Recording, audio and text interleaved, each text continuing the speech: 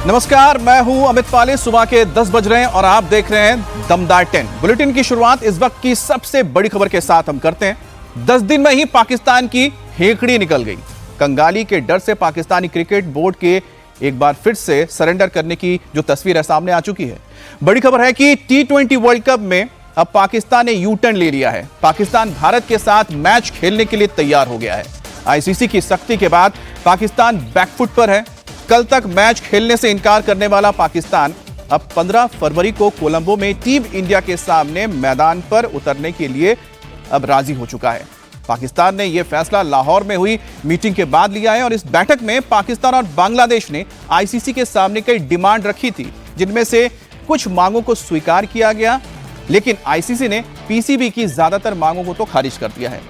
ICC ने सख्ती दिखाई और कहा कि अगर मैच नहीं खेला तो उसका अंजाम बुरा होगा। अब जिसके बाद पाकिस्तान क्रिकेट बोर्ड बैकफुट पर आया है। प्रधानमंत्री शहबाज शरीफ से इजाजत लेने के बाद उसने 15 फरवरी को मैच खेलने के लिए ग्रीन सिग्नल दे दी है। बांग्लादेश ने रिक्वेस्ट की है पाकिस्तान से कि हम मैच खेलें और डेफिनेटली उनके सारे मामला तय हुए जो उन्होंने बात की। सर, हम इस पोजीशन में है कि हम कुछ बात मनवा लें। हमने बांग्लादेश के लिए स्टैंड लिया था, उन्हीं की बात थी, हमने अपने लिए कुछ नहीं। अब आईसीसी ने पाकिस्तान के क्रिकेट बोर्ड को चेतावनी दी कि अगर उसने 15 फरवरी को भारत के खिलाफ मैच नहीं खेला तो उसके ऊपर 2300 करोड़ रुपए तक का जुर्माना लग सकता है। इस बीच बांग्लादेश ने भी पाकिस्तान से मैच खेलने की अपील की। श्रीलंका के राष्ट्रपति ने शहबाज शरीफ को फोन करके पुराने रिश्तों का हवाला दिया और मैच खेलने के लिए कहा और पाकिस्तान तैयार भी हो गया। इशू बांग्लादेश का था और इस टाइम आईसीसी और बांग्लादेश हमने बिल्कुल बांग्लादेश का पॉइंट ऑफ व्यू हमने नहीं जाने देना था और हमारे भाई भी हैं और उनके साथ जो भी था आपके सामने था सारी सिचुएशन। अगर कोई खुद घर आए तो मेहमान हमारा, हमने तो यही सीखा है उसकी इज्जत करनी है और जब खुद चल के कोई आ जाए तो बहुत सारी चीज़ें जो आप फिर भूल जाते हैं। बहुत सारे मुल्क हैं और बहुत हाई लेवल पे अप्रोच हुए और कुछ हमारे दोस्त ममालिक बीच में डेफिनेटली हैं और उनको हमने जो हमारा पॉइंट ऑफ व्यू वो बताया है। अब भारत के साथ मैच खेलने के लिए पाकिस्तान ने आईसीसी के सामने कई शर्तें रखी थी। उसे लगा था कि आईसीसी झुक जाएगा, लेकिन ऐसा हुआ नहीं। पीसीबी की ज्यादातर मांगों को आईसीसी ने ठुकरा दिया। पाकिस्तान क्रिकेट बोर्ड ने शर्त रखी थी कि आईसीसी की कुल कमाई में पाकिस्तान का हिस्सा बढ़ाया जाए और भारत और पाकिस्तान के बीच बायलैटरल सीरीज बहाल की जाए। मैदान पर हैंडशेक प्रोटोकॉल को सख्ती से लागू किया जाए। भारत, बांग्लादेश और पाकिस्तान के बीच एक ट्राइलेटरल सीरीज खेली जाए, लेकिन आईसीसी ने इन सभी शर्तों को खारिज कर दिया। आपकी कमेंट्री पढ़ते भी रहे हैं, सुनते भी रहे हैं, बहुत सारी चीजें आपकी सच भी निकलती हैं। आपकी क्या रीडिंग है, इसका क्या सोल्यूशन निकलने वाला है ये 15 तक? ये जी सारे स्टेक होल्डर एक एक स्टेप बैक करेंगे। जो मेरा ख्याल, मेरे पास कोई न्यूज नहीं है। नहीं, रीडिंग है, वी अंडरस्टैंड दैट। आपकी रीडिंग मेरी रीडिंग ये है कि ये जो 15 वाला मैच है ये हो जाएगा। अच्छा। और पाकिस्तान की जो आस्क्स होंगे वो अगर तीन नहीं मानेंगे तो 3 में से 2 तो मानेंगे और जहाँ पे आपकी एनुअल ग्रांट है वो शायद इंक्रीज हो जाए। नहीं सर, ठहरें जरा, सब ठहरें। ये बड़ी अहम बात बता रहे हैं। I'm sorry, हालांकि आपकी रीडिंग है, आप पूरा राइट है। तो पाकिस्तान तो प्राइम मिनिस्टर शहबाज शरीफ साहब ने भी कह दिया कि हम बांग्लादेश के लिए खड़े हुए हैं, हमारे अपने भी मसले हैं, लेकिन बांग्लादेश सॉलिडेरिटी है।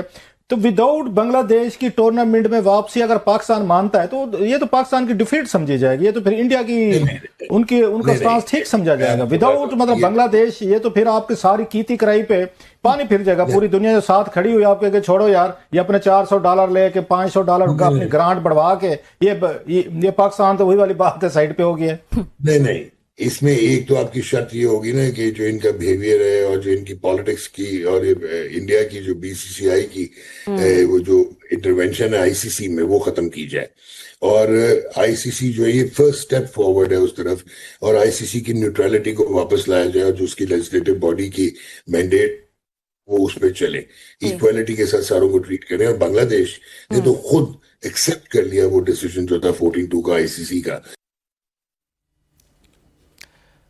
अब दमदार 10 में हमारे साथ चर्चा करने के लिए हमारे रोजाना जो खास मेहमान हैं अजीत जी और अवधेश जी मौजूद है। लेकिन जिस तरह से सर आपने देखा अजीत जी कि एक बात जो कही गई थी वहां पर जिनके साथ बातचीत हो रही थी गेस्ट में पाकिस्तानी चैनल में, और जो एंकर ने सवाल पूछा वो वाकई में बिल्कुल जायज़ है कि भाई जब बांग्लादेश के लिए आपने स्टैंड लिया तो ऐसा क्या हो गया कि आप अचानक यू टर्न ले लेते हैं, या यूं कहें कि थूक के चाट गए आप? देखिए अमित, हमारा इसमें जरा हम इस चीज़ को दूसरा अदर वे राउंड देखते हैं। हमको बहुत अच्छा लगा कि पाकिस्तान में कम से कम लोग ये सवाल पूछ रहे हैं। एक चैनल पर एंकर ने ये सवाल पूछा कि भाई ये तो आपकी डिफीट होगी, घुटने टेकना होगा। हम लोगों के यहाँ ये सवाल कोई नहीं पूछ रहा है। भाई हम लोग भी तो घुटने टेक रहे हैं। पाकिस्तान में तो ये हो रहा है ना, हम लोग कह रहे हैं कि बांग्लादेश पर उसने स्टैंड लिया। हम लोगों ने भी तो आतंकवाद पर स्टैंड लिया हुआ है कि आतंकवाद और क्रिकेट साथ साथ नहीं चल सकता है, तो हम लोग क्यों पाकिस्तान के साथ खेल रहे हैं? हम लोग बायलैटरल सीरीज नहीं कराते हैं पाकिस्तान के साथ कि आतंकवाद और क्रिकेट साथ साथ नहीं चलेगा, फिर हम लोग खेल रहे हैं पाकिस्तान के साथ क्रिकेट। हम लोग हमेशा आईसीसी ऐसे बनाता है फॉर्मेट टूर उसका, इस तरह के तमाम टूर्नामेंट का कि हम और भारत और पाकिस्तान एक ही ग्रुप में रहते हैं कि कम से कम एक मैच जरूर इंश्योर हो, फिर नॉकआउट राउंड में एक मैच हो, फिर हम लोग फाइनल सेमीफाइनल पहुंच जाए तो एक और मैच इंश्योर हो। तो इसलिए ये सवाल है पूरा, ये उन्होंने जो एक्सपर्ट थे उन्होंने एक बहुत अच्छी बात कही कि सारे स्टेक होल्डर एक एक कदम पीछे हटेंगे। हर स्टेक होल्डर एक एक कदम पीछे हटा है। हम लोग भी पीछे हटे हैं, हम लोग भी मैच खेल रहे हैं। हमारे यहाँ भी प्रसारक जो है जिन्होंने ब्रॉडकास्ट का राइट खरीदा है उनको हमने तो बॉयकॉट किया ही नहीं था। अवधेश भाई हम पाकिस्तान के साथ खेल रहे हैं ना भाई, हम लोग पाकिस्तान के साथ तो खेल रहे हैं। शहबाज शरीफ तो इतना खुलकर आए बोलने के लिए ना कि नहीं खेलेंगे। नहीं, अजीत जी की पीड़ा है कि भाई हम भी पाकिस्तान का बहिष्कार करें। वहां तक बात समझ में आती है कि भाई पाकिस्तान अगर आतंकवाद को बढ़ावा देता है तो हमारा एक स्टैंड है, तो हमको कहीं उसके साथ नहीं खेलना चाहिए, वो इनका स्टैंड है। लेकिन पाकिस्तान के घुटने टेकने की तुलना अगर अजीत जी या कोई भारत से कर रहा है तो फिर वहां दिक्कत आती है। भारत पाकिस्तान नहीं है, ये बेशर्म देश ये झूठ बोल रहा है कि श्रीलंका के राष्ट्रपति ने हमको फोन किया। मैंने खबर पड़ी कि इन्होंने श्रीलंका के शहबाज शरीफ ने राष्ट्रपति से फोन किया कि हमको क्या करना चाहिए, हमारा तो आपके पुराने संबंध है। जब आप फोन करोगे तो कोई कहेगा कि आप बहिष्कार कर दो। आप बांग्लादेश के साथ हम बैठ के बातचीत किए, बांग्लादेश ने कहा कि आपने बिरादरी के आधार पर जो है हमारा, उसके लिए हम बहुत आभारी हैं, शुक्रगुजार हैं, लेकिन आपको अपना फैसला करना चाहिए। तो ये सारा खेल इनका जो था, जो 1971 में, देखिए ये क्रिकेट के साथ साथ पाकिस्तान बहुत दूर की जो कि एक षड्यंत्रकारी जो उसका मानस है उसका परिचय दे रहा था। जो 1971 में बांग्लादेश पाकिस्तान से अलग हुआ और जो 2024 के विद्रोह के साथ पाकिस्तान का वहाँ प्रभाव बढ़ा है सारा कुछ, तो वो उसको धीरे धीरे उस दिशा में ले जाना चाहते हैं जो दो देश होते हुए भी कैसे पूर्वी पश्चिमी पाकिस्तान एक रहे इस्लाम के नाम पर। तो इस्लाम के नाम पर और बांग्लादेश से भाईचारा निभाने एक कदम उठा करके बांग्लादेश के लोगों का दिल जीतने की उन्होंने कोशिश की है वहां। तो वो उनकी एक रणनीति थी। अब वो रणनीति उनकी सध गई, लेकिन इधर समस्या आ रही थी कि अब आईसीसीआई में भारत के विरोध करने का मतलब है कि आईसीसी का विरोध हो जाता। वो आईसीसी का विरोध का मतलब आपको सारे देश के साथ खड़ा होना पड़ता, आपकी फिर नानी याद आ जाती और उसमें फिर आपके खिलाड़ियों पर आगे और भी प्रतिबंध हो सकते थे। तो आपने पर्दा उठा दिया। नहीं, एक दो बातें उसमें, एक दो बातें और हैं हमें। एक आध बात, हाँ 5-10 सेकंड में जो कहा अवधेश जी ने वो बात ठीक है अपनी। उसने जो मुस्लिम ब्रदरहुड और इस्लामिक भाईचारा दिखाना था वो दिखा दिया पाकिस्तान ने। हम लोग भी पाकिस्तान के साथ इसलिए खेलते हैं कि हम आईसीसी की शर्तों से बंधे हैं। आईसीसी का टूर्नामेंट है तो हम लोग खेलेंगे, तो ये मजबूरी पाकिस्तान की भी तो है कि वो आईसीसी की शर्तों से बंधा है तो खेलेगा। लेकिन वो मजबूरी है। लेकिन हमारे यहाँ भी जो ब्रॉडकास्टर है उसको तो पॉलिटिक्स करनी बात तो सही है कि पॉलिटिक्स तो कर दी उसने, एक निहायत ही बदतमीज पॉलिटिक्स कर दी अपनी। देखिए पॉलिटिक्स हमारे यहाँ ब्रॉडकास्टर से लेकर के श्रीलंका के यहाँ से, श्रीलंका को कम नुकसान थोड़े होना था रेवेन्यू का, श्रीलंका को बड़ा नुकसान होना था, कुल मिलाकर पूरे टूर्नामेंट को नुकसान होना था। कुल मिलाकर ये था कि पाकिस्तान को पता ही था कि हम खेलने जाएंगे, सब चाहते थे कि पाकिस्तान को अंतर्राष्ट्रीय व्यवहार करने आज तक नहीं आया है। अपने देश के अंदर एक अनसिविलाइज्ड, आपने व्यवहार का सवाल उठाया है तो एक व्यवहार को लेकर बहुत चर्चा हो रही है जिसका जिक्र लगातार हम लोग न्यूज में करते जा रहे हैं, हमारे कार्यक्रम में करते हैं, आप पढ़ भी रहे हैं। वो है पूर्व आर्मी चीफ जनरल नरवणे की किताब पर जो घमासान चिढ़ा है और उसको लेकर राहुल गांधी जी का जो लगातार व्यवहार देखने को मिला है। अब राहुल जी ने पिछले सप्ताह नरवणे की किताब के अंश पढ़ने की इजाजत मिलने के बाद संसद परिसर में किताब दिखाई थी और इसके प्रकाशित होने का दावा किया था। अब राहुल जी का यह कदम उनकी मुसीबत बढ़ा सकता है। पहले किताब लीक होने के मामले में दिल्ली पुलिस स्पेशल सेल ने एफआईआर दर्ज की है और उसके बाद किताब के पब्लिशर ने बयान जारी करके किताब लीक होने से खुद को अलग कर लिया है। पब्लिशर ने कल देर रात बयान जारी करके कहा कि जनरल नरवणे की किताब अभी तक छपी नहीं है और यह किताब प्रिंट या डिजिटल किसी भी रूप में उपलब्ध नहीं है। अगर कोई किताब अवैध रूप से इस्तेमाल करता है और उसके खिलाफ कानूनी कार्रवाई की जाएगी। अब राहुल गांधी ने 2 फरवरी को संसद में नरवणे की किताब का मुद्दा उठाया था और इसके बाद वो 4 फरवरी को संसद भवन में नरवणे की इस किताब को लेकर यानी जनरल नरवणे की किताब को लेकर पहुंचे थे, उसकी प्रति दिखा रहे थे। अब राहुल ने कहा था कि यह किताब विदेश में प्रकाशित हो चुकी है, पब्लिश हुई है, उसकी कॉपी दिखा रहे थे, लेकिन मोदी सरकार इसे भारत में प्रकाशित नहीं होने दे रही है। अब राहुल गांधी ने जब किताब को लेकर दावा किया था उसे भी सुनिए, फिर आगे इस पर बात होगी। It's available abroad, I think. It's published abroad. Government is not allowing it to be published here. That's what I believe. The book, sir? The book? That's what I'm hearing. The book is available. आपने कहाँ से लिया sir किताब? Authenticate करने के लिए लाए कि सर ये बुक आप कहाँ गए?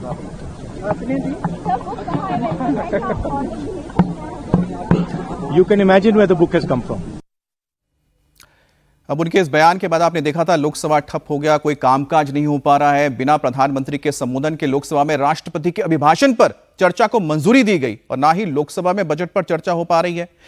राहुल गांधी किताब पर बोलने के लिए जिद पर अड़े हुए हैं और इस बीच कल शाम को दिल्ली पुलिस स्पेशल सेल ने इस मामले में एफआईआर दर्ज की है। उसके बाद किताब के पब्लिशर ने इस मामले में सफाई दी। पब्लिशर ने कहा कि किताब के प्रकाशन का अधिकार केवल उनके पास है और इसे कोई दूसरा प्रकाशित नहीं कर सकता है। सवाल है कि अगर पब्लिशर कह रहा है कि जनरल नरवणे की किताब अभी तक रिलीज नहीं हुई है तो यह किताब राहुल गांधी जी के पास कहां से पहुंची, उन्हें किताब की हार्ड कॉपी कहां से मिली। अब दिल्ली पुलिस स्पेशल सेल इस मामले की जांच करेगी। दिल्ली पुलिस राहुल से सवाल पूछ सकती है। सवाल की क्या राहुल जी इस मामले में बताएंगे कहां से किताब मिली, अगर बोलते हैं तो क्या उनकी गिरफ्तारी भी हो सकती है, अपने आप में बहुत बड़ा सवाल है। अवधेश जी, जिस तरह से राहुल जी ने तस्वीरें दिखाई और उन्होंने कहा कि ये जो किताब है विदेश में आ चुकी है, अब जो पब्लिशर कह रहे हैं कि हमने तो पब्लिश की नहीं है, जब भारत में नहीं हुआ तो विदेश में कैसे कर दिया, अपने आप में बहुत बड़ा सवाल है। लेकिन जो आप किताब देख रहे हैं, क्या वाकई में ये किताब है, सिर्फ कवर है, अंदर खाने क्या है, क्या है ये मामला? देखिए, अब अंदर खाने तो किसी ने नहीं देखा है, क्योंकि राहुल गांधी जी कई बार 2024 में जब संविधान समाप्त हो जाएगा तो बाहर लाल किताब लेके चलते थे जिसमें अंदर सादे पन्ने होते थे, ऊपर केवल जिल्द होता था, बांट देते थे। वो कई बार पत्रकारों ने पकड़ा था, तो वो मुझे नहीं मालूम है। लेकिन दिल्ली पुलिस को ये पता चल गया था कि पीडीएफ कॉपी जो टाइप सेट होता है उस रूप में कई इंटरनेट मीडिया पर ये उपलब्ध है। तो उपलब्ध कैसे हुआ है, और आप अगर अब तो हटा दिया है, लेकिन मैंने स्वयं जाकर और उस किताब को जो 4 स्टार डेस्टिनी मैंने किताब जो है जब गूगल पर किया तो बाजाप्ता वो पुस्तक उसका रेट हमको मिला। ये अलग बात है कि उपलब्ध नहीं था, अनअवेलेबल आया था। तो ये कहां से हुआ था? मैंने पहले भी मांग की थी कि पेंगुइन की एक कहीं ना कहीं ऐसी बदमाशी है कि अपने बिजनेस की दृष्टि से कुछ इसमें गड़बड़ी हुई है, और जब एफआईआर हुआ है तो वो बयान देने आए हैं। इसके पहले पेंगुइन की ओर से कोई बयान नहीं दिया गया कि हमने वो पुस्तक छापी है या नहीं छापी है, क्योंकि जब किसी भी सेना से रिटायर होने के बाद एक 3 वर्ष का एक कूलिंग पीरियड होता है कि आप मेमोयर नहीं लिख सकते हैं। जब ये समस्या आई तो इस सरकार ने उसको 4 वर्ष कर दिया कूलिंग पीरियड को। और ये जो पुस्तक के बारे में थोड़ी चर्चा हुई कि एक पुस्तक लिखी जा रही है, थोड़ी बहुत आई, तो उसमें सेना के लोगों ने ही प्रश्न उठाया कि इसमें कुछ हमारा टैक्टिकल जगह जो है जी, जहां से हमारी सैनिक खड़ा होते हैं, वो इसमें आ गया है जो नहीं आना चाहिए। तो उसके बाद एमओडी में गया है, एमओडी ने अभी इसको रोक के रखा है, लेकिन वो एक अलग विषय है। राहुल गांधी के हाथ में पुस्तक कहां से आया है, जब ये विदेश में बता रहे हैं तो उनसे पूछा जाना चाहिए, क्योंकि सदन के अंदर के बारे में तो पुलिस पूछताछ नहीं कर सकती है, लेकिन संसद के परिसर में अगर कोई घटना होती है तो उसमें पुलिस को पूछने का अधिकार है। लेकिन दिल्ली पुलिस ने अभी तक एफआईआर किया है। अभी तक दिल्ली पुलिस को अगर कोई चीज हाथ में नहीं लगी है तो बहुत डेंजरस स्थिति है ये, कि देश के सुरक्षा से जुड़ी हुई चीजें हैं, एमओडी उसको प्रकाशित नहीं करना चाहता है, ऑर्डर नहीं कर रहा है, और किताब लोगों को उपलब्ध हो के उसका पन्ना अमेरिका का एक लेखक कोट करके लिख रहा है कि मैंने वो किताब देखा है जो उस पत्रिका में है, और उसमें लिख रहा है कि ये उन्होंने लिखा है। कैसे आ गया? जांच का सवाल है कि अगर किताब पब्लिश नहीं हुआ और पब्लिशिंग हाउस अगर ये कह रहे हैं कि हमने पब्लिश किया ही नहीं है, तो फिर ये वायरल कैसे हो गया? क्योंकि इस बीच सोशल मीडिया पर कई सारे वीडियो भी वायरल हो रहे हैं, उसके बारे में भी आपको बताते हैं। राहुल जी के हाथ में जो आपको किताब दिख रहा है जिसमें दावा किया जा रहा है कि राहुल गांधी जी इस किताब को संसद में लेकर पहुंचे थे, अब उसके पन्ने खाली थे या उस पर कुछ लिखा हुआ था या नहीं था, इसको लेकर ही सोशल मीडिया पर चर्चा हो रही है। राहुल गांधी के हाथ में जो किताब देख रहे हैं, अब जैसे पन्ने पलट रहे हैं तो उसमें आपको छपा हुआ मतलब अक्षर नजर आने चाहिए, तो लोग इसको जूम करके देख रहे हैं, लोग अपने अपने कमेंट्स लिख रहे हैं और अब पूरी कांग्रेस राहुल के बचाव में सामने आ गई है, क्योंकि सहारनपुर के कांग्रेस के सांसद इमरान मसूद ने कहा है कि किताब प्रकाशित हुई है या नहीं, यह मुद्दा नहीं है, मुद्दा तो यह है कि किताब में क्या लिखा है, उस पर क्या एक्शन हुआ है। वो विषय नहीं है, विषय यह है कि उस किताब में क्या है, उस किताब में क्या है उसको पढ़ करके देखिए कि उस किताब में क्या है और उसके ऊपर कार्रवाई कराइए। ये विषय थोड़ा ही है। और उन्होंने लिखी है किताब, ये सही है, और उन्होंने क्या लिखा है, जो उन्होंने लिखा है उसके ऊपर एक्शन तो करिए। अब अजीत जी, सांसद जी तो ये बोल रहे हैं कि किताब छपी या नहीं चाहिए इंपॉर्टेंट नहीं, उसमें क्या लिखा है। अरे किताब तो लेकर ही आए थे, उन्होंने तो दावा किया था किताब है, तो इसमें क्या पन्नों को लेकर जो सवाल उठ रहे हैं सोशल मीडिया में, इसमें आप देखिए, ये देखिए, इसको लेकर लगातार लोग लिखे जा रहे हैं सोशल मीडिया में, देख रहे हैं। हाँ, तो ये अगर ऐसी बात है तो फिर क्या है, ये तो गिमिक हो गया, ये तो गिमिक है। अब इसमें कोई क्या कर लेगा। अच्छा, कवर अवेलेबल है, ऑनलाइन भी अवेलेबल है, कवर बन के तैयार था, तो अब कवर को हमने एक बना लिया और लेके चले गए, सादे पन्ने हैं, तो ये तो गिमिक है। अब ये इसका अपना अलग इस्तेमाल है, कांग्रेस पार्टी कर रही है। राहुल गांधी ने कहा कि अगर प्रधानमंत्री आएंगे तो हम उनको ये किताब देंगे, लेकिन मेरा दावा है कि प्रधानमंत्री आज सदन में नहीं आएंगे, और सचमुच उस दिन प्रधानमंत्री नहीं आए, स्पीकर ने कहा कि हमने मना किया है। तो अब ये एक गिमिक हो गया कांग्रेस पार्टी का। लेकिन अगर किताब छपी हुई है, वो कह रहे हैं कि विदेश में छपी हुई है, विदेश से किसी ने ला करके उनको किताब दे दी है, तो टेक्निकल पोजीशन इसमें क्या होगा। भारत सरकार ने किताब पर पाबंदी तो लगाई नहीं है, किताब छपने की परमिशन नहीं है, यहाँ नहीं छपी है किताब। अगर विदेश में छपी है, किसी ने ले करके दे दिया, राइट्स लिया है सर, जिसने राइट्स लिया वो क्लेम करेगा ना, राइट्स जिसने लिया है वो क्लेम करेगा। किसी ने पायरेटेड, किसी ने वो मुकदमा करेगा कि पायरेटेड किताब है। और दूसरी, क्या सिर्फ वही से थोड़े लीक हो सकता है, दूसरा एंड भी तो है, जनरल एमएम नरवणे के यहाँ से भी तो लीक हो सकती है किताब। भाई सिर्फ पब्लिशर का क्या मामला है, भाई दो लोगों के पास अवेलेबल है ना किताब की कॉपी, टाइपसेट जिसके पास है वो भी। तो ये मामला जांच होगा तो ये बहुत सारी चीजें खुलेगी कि किताब किसने रिलीज की, कैसे मिली, कहीं छपी या नहीं छपी, अब उसमें क्या कंटेंट है, ये तो चीजें हो गई। लेकिन अपना मकसद तो उनका पूरा हो गया ना। राहुल गांधी कुछ कहना चाह रहे हैं। मैं ये कह रहा हूं कि देखो, अगर एक किताब छपी होती ना, तो भारत विरोधी विश्व में पत्रकारों की संख्या बहुत बड़ी है, खासकर नरेंद्र मोदी, आरएसएस और बीजेपी। अभी तक डेली टेलीग्राफ से लेके इंडिपेंडेंट में कुछ न कुछ उसके अंश छप गए होते। अगर ये ब्रिटेन में छपी होती, अमेरिका में, कनाडा में, तो अभी तक ये चीजें चूंकि आई नहीं है, बिल्कुल, इसलिए मुझे संदेह है नहीं, लेकिन इसके एक जड़ तो जरूर उपलब्ध है। नहीं बिल्कुल आपने, लेकिन जो इशारों में आपने बता दिया है कि आखिरकार इसके पीछे आखिरकार स्टोरी क्या है, क्योंकि किताब के मामले में राहुल पर शिकंजा कसता नजर आ रहा है, तो वहीं पर प्रियंका गांधी की भी मुश्किलें बढ़ती जा रही हैं, क्योंकि बीजेपी की महिला सांसदों ने लोकसभा स्पीकर को चिट्ठी लिखकर पीएम मोदी की सीट को घेरने वाली कांग्रेस की महिला सांसदों के खिलाफ सख्त एक्शन लेने की अब मांग की है। इस चिट्ठी में कहा गया है कि कांग्रेस की महिला सांसदों ने पीएम मोदी की सीट को घेर लिया, या यही नहीं, वो मंत्रियों के बैठने की जगह तक पहुंच गई थी, और प्रियंका गांधी के नेतृत्व में कांग्रेस की महिला सांसदों ने इस प्रोटेस्ट को किया था, रणनीति बनाई थी प्रियंका गांधी ने। इसी के बाद कांग्रेस की महिला सांसद बैनर पोस्टर लेकर पीएम मोदी की कुर्सी के पास तक पहुंच गई। तो ये वो चिट्ठी है जो तो लोकसभा स्पीकर को लिखी गई है। अजय जी, एक तरफ किताब को लेकर राहुल जी, अब किताब के मुद्दे को लेकर जब उनकी बहन ने नेतृत्व दिया, तो लगता है भाई बहन दोनों के ऊपर अब मुश्किल आ गई है। तो ये तो पहले कांग्रेस के लोगों ने चिट्ठी लिखी, एस ज्योतिमणि जो तमिलनाडु की एमपी हैं, उन्होंने चिट्ठी लिखी स्पीकर को, और उन्होंने कहा कि ये बहुत ही गलत, बहुत ही खराब आरोप लगे हैं महिला सांसदों के ऊपर। हम लोग का आचरण क्या ऐसा है, हम लोग कुछ ऐसा अप्रत्याशित कर सकते थे, ये अपमानजनक है हमारे महिला सांसदों के ऊपर जो आरोप लगे। फिर तब ये चिट्ठी आई कांग्रेस, भारतीय जनता पार्टी के महिला सांसदों की तरफ से। तो ये चिट्ठी के बदले चिट्ठी है। अब घटना 4 तारीख की है और हम लोग 9 तारीख को इस पर बहस देख रहे हैं, 5 दिन के बाद, जबकि स्पीकर अब तक कुछ रूलिंग देना होता तो दे चुके होते। तो ये एक चिट्ठी के बदले दूसरी चिट्ठी है कि उधर से एक चिट्ठी लिखी गई तो इधर से भी एक चिट्ठी लिखी गई। ये दोनों तरफ से पार्लियामेंट की कार्रवाई चले, इसके लिए कहीं ना कहीं दबाव की राजनीति की। वो किताब वाला मामला भी जो है वो FIR भी है, वो भी इसलिए है कि कोई दबाव में आए, मामला यहाँ बैठे कि जब सब लोग बैठे हैं स्पीकर के कमरे में, बिजनेस एडवाइजरी कमेटी की मीटिंग हो, तो ये सब चीजें टेबल पर हो कि भाई ये भी है, ये भी है, आप रास्ता निकालिए और कार्रवाई शुरू कराइए, आप बजट पर चर्चा शुरू कराइए। राहुल गांधी अड़े हुए हैं कि नहीं, बजट पर चर्चा नहीं शुरू होगी जब तक हम जहां छोड़े हैं 2 फरवरी को, वहां से आगे हमको बोलने की इजाजत नहीं मिलती है, तो हम बजट पर चर्चा नहीं होने देंगे। तो क्या मतलब दबदबा है, किसका दबदबा है ये तो आगे पता लगेगा, क्योंकि जो चुनाव होते हैं कहीं ना कहीं वो क्या करते हैं कि आपका दबदबा कितना है, और जनता के बीच आपकी कितनी पकड़ है, आपके मुद्दे कितने जा रहे हैं, वो क्लियर कर देता है। क्योंकि उत्तर प्रदेश में भी 2027 में चुनाव होने जा रहे हैं, अगले साल ही विधानसभा चुनाव होंगे। लेकिन उससे पहले सीएम योगी आदित्यनाथ सनातन और सनातनियों को एकजुट करने में लग गए हैं। सीएम योगी आदित्यनाथ ने एक बार फिर से हिंदुओं से एकजुट रहने की अपील की है। लोकसभा चुनाव 2024 के दौरान सीएम योगी ने आगरा से कहा है कि बटोगे तो कटोगे, एक रहोगे तो सेफ रहोगे। यह नारा एक बार फिर से दिया है। इसके बाद यह नारा हरियाणा, राजस्थान, दिल्ली, महाराष्ट्र से लेकर पूरे बिहार विधानसभा चुनाव में खूब सुनाई दिया। अब यूपी विधानसभा चुनाव से पहले एक बार फिर से सीएम योगी ने सनातन समाज से एक रहने की अपील की है। सीतापुर के कार्यक्रम में सीएम योगी आदित्यनाथ ने कहा कि सनातन कमजोर होगा तो देश कमजोर हो जाएगा। इससे सनातन के सामने अस्तित्व का संकट खड़ा हो जाएगा। उन्होंने उन नेताओं से भी सावधान रहने के लिए सलाह दी है जो जाति, क्षेत्र, भाषा के नाम पर हिंदुओं को बांटने की कोशिश करते हैं।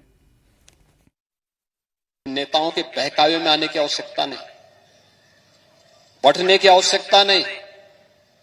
ये जो जाति के नाम पर बांटना चाहते हैं ना, आपको तमाम प्रकार के वादों में बांटना चाहते हैं, इस बहकावे में भूल से भी मत आना। क्योंकि देश का दुश्मन आंखें लगाए बैठा है। आप बंट गए तो फिर कटने के रास्ते भी खोल जाएंगे।